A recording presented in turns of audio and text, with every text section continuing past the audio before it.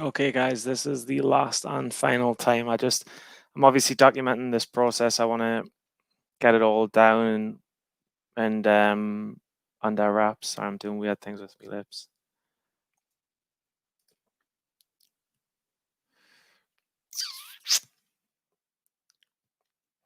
Okay.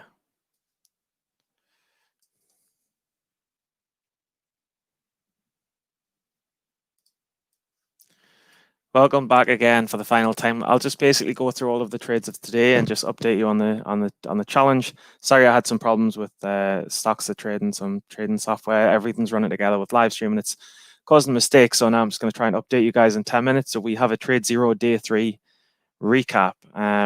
I'll quickly share the screen and this will be on YouTube to connect with. So obviously, as stated, the challenge has always been to grow my trade zero. And I did this at lunchtime, but I had a problem uploading it. So I'm just doing it again. So the trade zero account was 1,800. It's now 2,138. As you can see,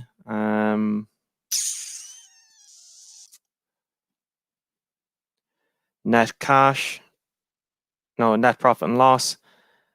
I started the other day. I made, oh, we've got a few more. Let's go all.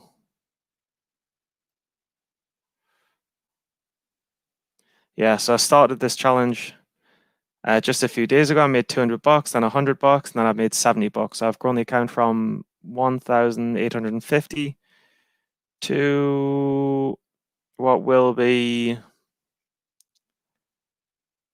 it's 2,100. It'll be about 2,200. So I've grown the account about 2,200, and I'm trying to get it to 17,000, end up 50k net profit on the year. But I also took a few other trades. I just wanted to kind of run you through them.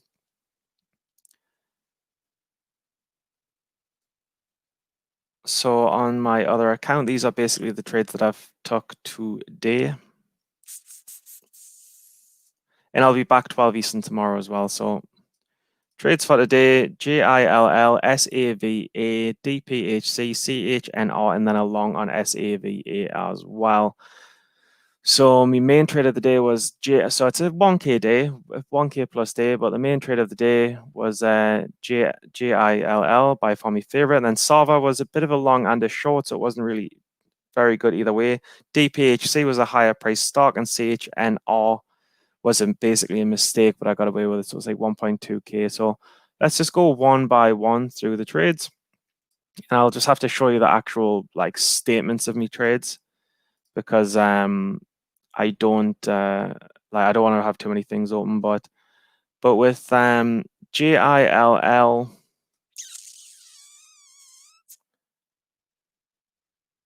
as you guys can see, we have like a chart which has always got a consistent history of failing.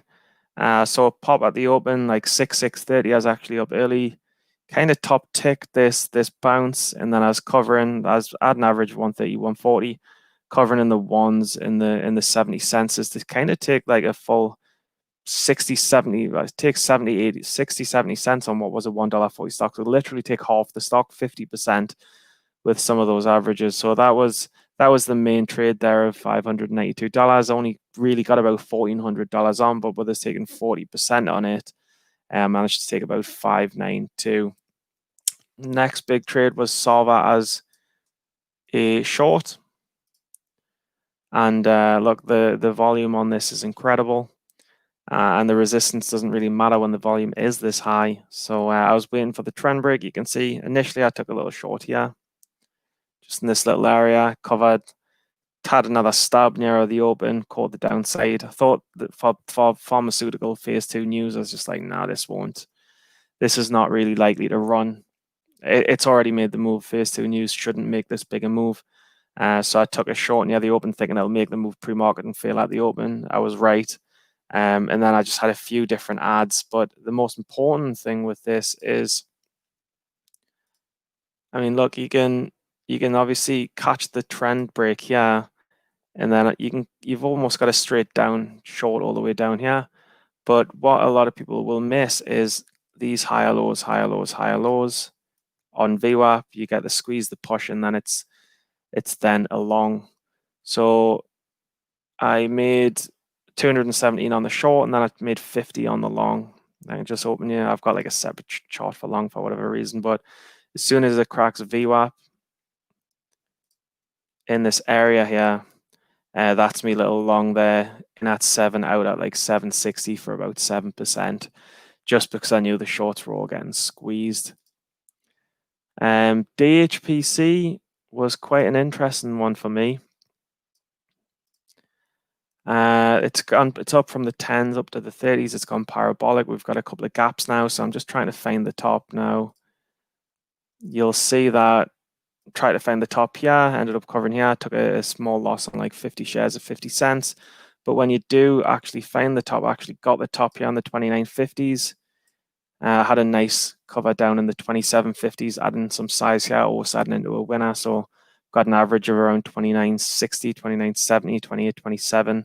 So that's $2 with full size compared to like quarter size losing 50 cents. And that's how you risk reward and your position management should be. And that was just a simple look. It's gone from, if it was a penny stock, it's gone from 1 to 3, and it's obviously due a pullback. We should hopefully see a first red day on that tomorrow.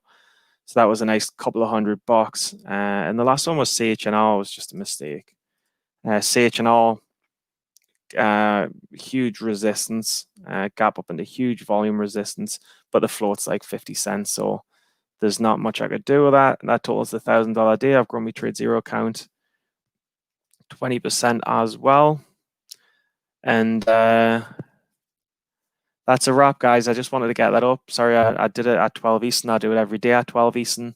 But I just have fucked up with the recording. So I've had to do this just to make sure that there's a day 3 of the small account challenge on. And I promised everyone that I do every day until the end of the year. And so here it is. Peace.